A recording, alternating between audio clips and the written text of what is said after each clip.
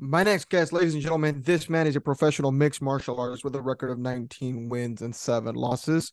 This man has currently been on season 31 of The Ultimate Fighter, Team McGregor versus Team Chandler. This man is a husband. He is a father. He is a gym owner. He's also a finalist for the upcoming fight, the upcoming finals of The Ultimate Fighter when he takes on Austin Hubbard this coming Saturday at UFC 292. Ladies and gentlemen, Kurt Holobaugh. How you doing, Kurt? I'm doing good, man. Thanks for having me on. Thanks for returning, man. I appreciate it, man. Absolutely. You know, you were the first guest before I started doing the Ultimate Fighter reviews, and now you're gonna be the last one here in this run of the Ultimate Fighter. It's all wrapping up nice and neatly. I'm sure at least on your end, you left your family, you're in the finals, right? How's life been like for Kurt Holobaugh? Man, it's been good. I've been taking it one day at a time, just enjoying everything that's been going on, as far as the Ultimate Fighter and how much exposure that show has actually given me. And, just getting to watch that show every week and with my family and my wife, my kids and friends. And it's been great. Now, have you gotten more attention ever since the show's aired? Yeah, I think so, definitely. I think that the show was really big, and hopefully it did really well rating wise. Seems like it did. Um, and being on ESPN every week for the last 12 weeks is definitely some good exposure. Kurt, you're also known as you're a great fighter, man. You're known for a lot of things, but the stigma was you Kurt Holobaugh beat Connor's boy. That's also another one that I heard tossed around there, right? Yeah, of course, that was a huge win for me. Lee Hammond being Connor's guy from SBG that Connor brought onto the show. Everybody tried to make a big deal about Connor bringing a bunch of guys on the show and kicking a bunch of guys off. Realistically, that was only one guy, and that was Lee Hammond. And I honestly don't know if anybody was actually kicked off of the show for Lee. You would think Connor would say, "Okay, yeah, I'll do the show, but I got this kid I want on here." So, but yeah, man, look, he was probably one of the best prospects on that side at 155 pounds, and to get a victory over him was huge. Now, so take me through the journey, right? You're a family man. I remember we talked before the show had even aired. You said you were debating on the show thing, right? You're an owner, you have a business. Your wife was gonna have to take care of it, right? So talk me through. So you went through the show. Now that we can talk about what happened, I mean, what was the experience like for you, man? What did it mean to you to be on that show? How hard was it to be away from your family?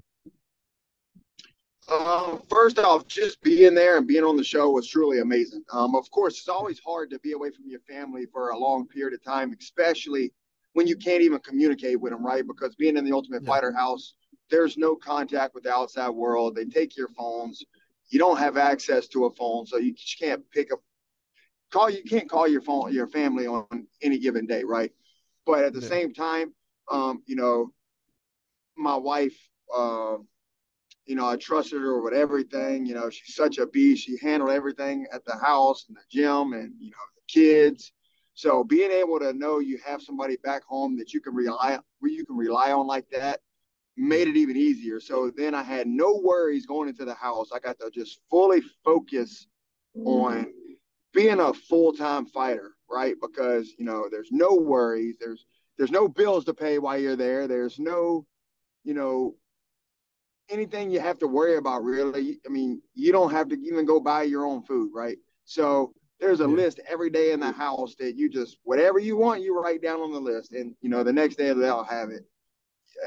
You get shuttled that's to and nice. from practice every day, right? With the Uh-huh. best facilities, the best coaches in the world, everything you need at your disposal, and you just get to focus on being a full-time fighter. You're in a nice house, anything you want, pool, hot tub, sauna, whatever. So, I mean, it's really a fighter's paradise. Can't say enough good things, man. Of course, it always sucks being away from your family, not being able Yeah. to talk to your family. But as long as you got a good, stable family back home and you got a good wife or, you know, somebody that can really hold everything down for you, I mean, you're good to go. For you, Kurt, being in that house, man. and seeing what you gave up, right? Obviously, like it's worth it, right? You made it to the finals, and you're a good sport. I'm sure you would always take the positive out of these things. Was it weird for you to celebrate with your family on a fight that you had already fought a few months ago? Yeah, a little bit, because at the same time, every time I always go off in a fight, and whether it's on Fight Pass or on, ESPN where everybody can watch it. What I always enjoy is seeing everybody's like reactions, right? So you get on Yeah, social media, and a lot of people has, you know, the stuff recorded. So that's one of my favorite things, to go back on social media, look at everybody's viewing parties or fight parties that they had, and yeah, see the reaction. So I actually got to be there and see everybody's reaction live, because to them it's almost like, that was a live fight, and a lot of yeah. people that I was watching the fight with and everything didn't really know the results. I had a lot of people saying, man, you are so humble about this, and very, very coy. I actually thought you might have lost that fight the way you were acting. And I'm like, well, I just didn't want to give it away. I was hoping everybody would Good show up freaking like actor. they did. Yeah. I was hoping everybody showed up like they did. And really, the ones that didn't know the results, I wanted them to be entertained, like that fight could have went either way. Right. So it was just cool seeing everybody's reaction live, but it was a little bit different. Best moment or best reaction that stood out to you, whether it's one of your kids or your wife's reaction or a friend? It's just, seeing the place that we were at just go crazy whenever I would get a finish. And I did that Yeah, twice. The first time, I actually surprised a bunch of people, because I was actually flying out to Las Vegas the next night for the IBJJF Nationals. My wife was competing, my son was competing, so yeah. we wasn't sure if we was going to make the viewing party that my wife's mom was having, but they was having a big viewing party at Buffalo Wild Wings. We surprised everybody. We showed up, even though we was flying out the next morning. And like I said, a lot of the people there, I didn't even actually personally know. So they no, nobody really known if I was going to win that fight or not. So whenever I was losing the whole time, everybody was like kind of quiet. And then I come back and get that win, just the whole place erupts. And I'm like, that was pretty cool. And then the same thing going on with the Jason Knight fight. That fight, of course, was a little more on my side before I got the finish, but still, once I got the finish, just seeing everybody erupt, um, was awesome. Now, I did watch this fight before. I did watch both fights, by the way, with to see how emotional she got, and you know her start crying, especially after the Jason Knight fight, because she knew I was tight with Jason Knight, and it was just cool, man. Just cool seeing the reactions and stuff like that. Yeah. No, I'm sure it was a beautiful thing to see. Man, I gotta ask, Lee Hammond fight definitely wasn't going your way. I think that's fair to say. And then you pulled off a crazy submission. A lot of jiu-jitsu practitioners might not call it so basic, right? When you heard Chandler break it down, especially you're a black belt in jiu-jitsu. But Right. just walk me through that, man. I mean, what did you think after that first round? I'm gonna be honest. I mean, we're human. Is there a little bit of doubt that crept in or not, Kurt? Yeah, there was definitely some doubt, because I mean I knew I lost that first round, man, and Yeah, I didn't know what it was. I felt like I was just being lazy on the bottom. I felt like I just wasn't being yeah, strong in some of the positions that I needed to be, because there was times where I was able to reverse the position and get on top of him, and I just couldn't hold it. And I'm like, I didn't know what was going on. I didn't know if that was a testament to how strong and how good Lee was, because he was the biggest guy in the house as far as size. He cut the most weight out of everybody in the house. So I wasn't sure if that was part of the reason. He's just a big, strong guy. But there was definitely some doubt. I remember being in the second round and got took down again, or lost my position on top, and I'm like, man, I came all the way out here and I'm going to lose in the first round. But I'm never going to give up on myself. And, I had my coaches, Chandler, kept hollering some different things to do. And finally felt an opportunity to take advantage of what he was saying. And, that's that type of submission, something that I drill a lot. and he put his head right where I needed it. And I was just able to capitalize on his one mistake. And sometimes that's all you need is your opponent to make one mistake and you take advantage. Was it a rookie mistake, Kurt? I know Lee had said, "Oh, I made a rookie mistake," or was it like more intricate than what it sounded? I don't think that was so much of a rookie mistake. I just think that I was able to create a good scramble like I needed to do. I was able to create a good scramble, and the way that I went forced him to try to sit up and put his head on the side that I needed it to. So I think that Yeah. was a little bit more of a setup on my part than a rookie mistake on his. You know, I mean, he could have just laid on the ground and let me have top position, which I still think I had a little under 2 minutes left. I think if I would have kept a top position and did some damage, I think I win that round. And then I think we go to a third, right? So, I mean, that fight could have still played out a bunch of different ways, but I think I did a good job of creating that scramble and setting that up. Was that your favorite moment? Was Man, that that your was a favorite good moment one. in there? It really was. Yeah. Um, I don't know. At that time, yeah. I think it was a little bit better moment whenever I was able to beat Jason Knight and know that hey, man, I come all the way out here, and now I'm going to the finals. You know, I did it. I'm in the finals. I'm out of this house.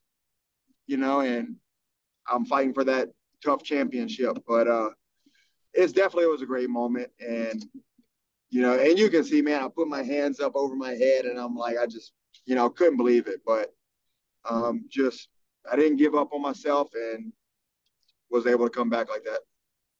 Now your fight with Jason Knight, you guys didn't hold back. You guys went at it, right? It was a banger of a fight, great performance on your end. But your opponent, I do got to mention this. Your opponent, Austin and Roosevelt, right? Those two went out Yep. there. They fought their fight.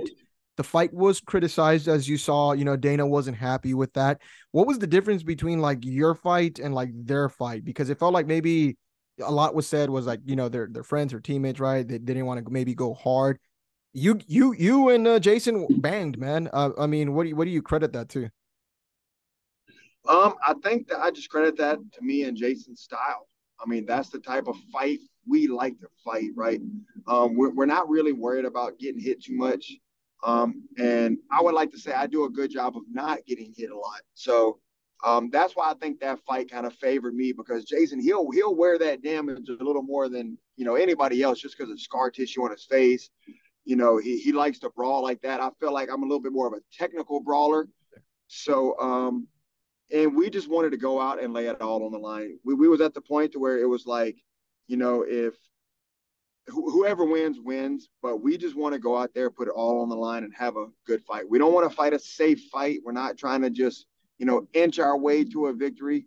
We wanted to go out there, lay it all on the line. Like I said, have that Forrest Griffin, Stephan Bonner type fight, impress Dana, impress all of our fans, and I think we definitely did that. Did Dana tell you anything after that fight? I didn't really talk to Dana a lot. Of course, you heard what he said on the show about fight of the season and Yeah. how great of a fight it was. But never really got a chance to talk to Dana a whole bunch, man. He was there at the fights, and that was about it. How do you feel about your opponent Austin Hubbard, UFC 292? You'll be fighting him for the finals, right? How are you feeling heading into that fight? I mean, I'm feeling good. Me and Austin, we did a lot of training in the house, but I really don't think that means anything. Yeah. Yeah, we train. We know some of our weaknesses and strengths, but I think realistically in a fight, you can't go off of that, right? Because anything can happen. He can land one punch, knock me out. I can land one punch, knock him out. He can fall into a submission of mine. I can fall into a submission of his. Um, it's just all about who shows up, who has a little bit better of a game plan, whose night is it going to be, and that's the beauty of fighting. I love Austin. He's such a great guy. And I really think we're very similar as a person, both humble, down to earth guys. He's a guy that I can hang out with on any day of the week, as we all did in the house for 6 weeks. But cool guy, man. And it's an honor to fight him. And I think it's going to be a good fight. What would it mean to you to become the next Ultimate Fighter, Kurt? I mean, it would mean the world, not many guys have the opportunity to do something like this. And I never thought that I would have the opportunity to be on the Ultimate Fighter. You know, I've already Yeah. been in the UFC several times, did the Contender Series. I never thought that I would go on the Ultimate Fighter, but here we are, man, and I have a chance to do something that only 30 something guys may have already done, you know. So it's cool. And I'm looking forward to it. And what an accomplishment for it if Contender it can Series happen, winner. you know. So Contender Series winner and yeah, possible Ultimate Fighter winner, man. That's never happened. that's what I'm saying. And I've actually been wondering that. I wonder if there's anybody that's ever won a contract off the Contender Series.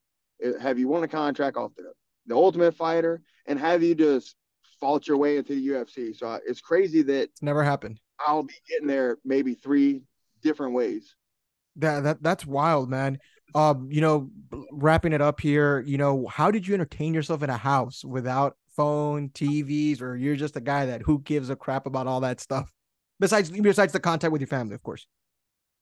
Right, right. I mean, just having those guys in the house, the type of guys that we have in the house was all, even the prospects, right? The prospects, all of them was cool, man. They're all actually veterans of, mixed martial arts. Just because they didn't go to the UFC or hadn't been in the UFC, that's the reason why they was considered prospects. But a lot of those guys were, you know, just as old, if not older than some of the veterans. Been around the game for a long time.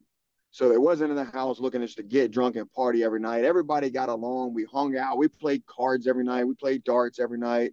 Hit the hot tub, pool every night, and cook for each other every night, man. And really, that's how we entertain each other. Just doing all of those things.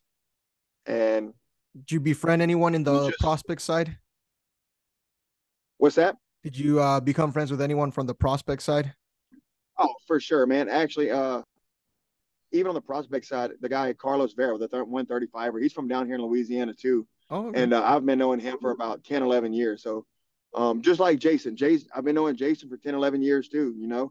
And it was cool to already have a few guys in the house that I had already known for, a long time. So, but yeah, everybody in the house, man, I'm still cool with all of those guys. We're in a group chat on Instagram with all of the guys, and I mean, everybody chats quite often.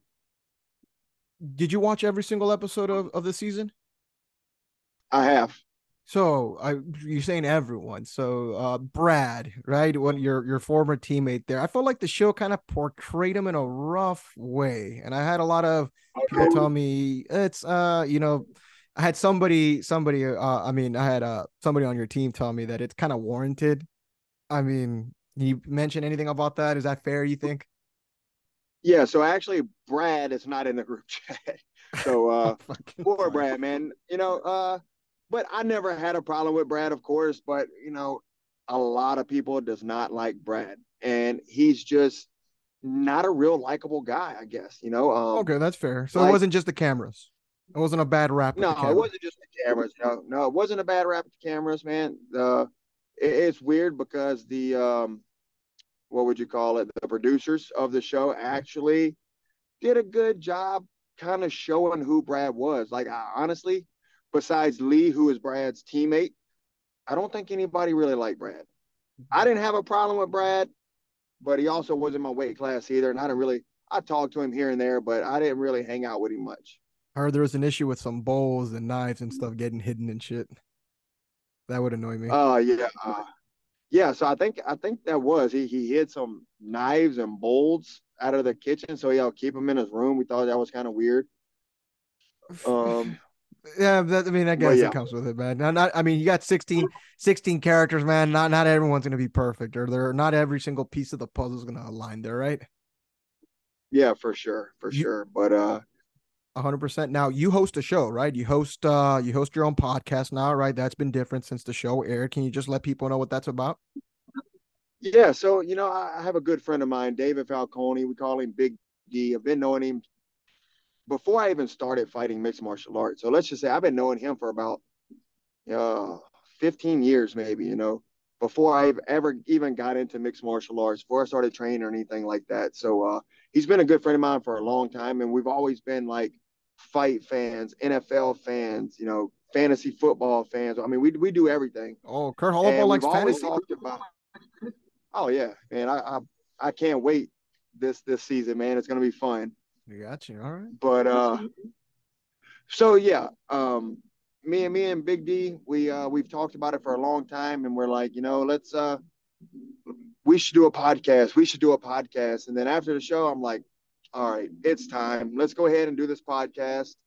And we got another guy that helps us out. He's a friend of mine that's more so doing all the editing stuff, and he's got the microphones and stuff like that. So, Oh yeah. man, we decided to put it all together and start off with the Ultimate Fighter, and then we're gonna whatever, build up from there.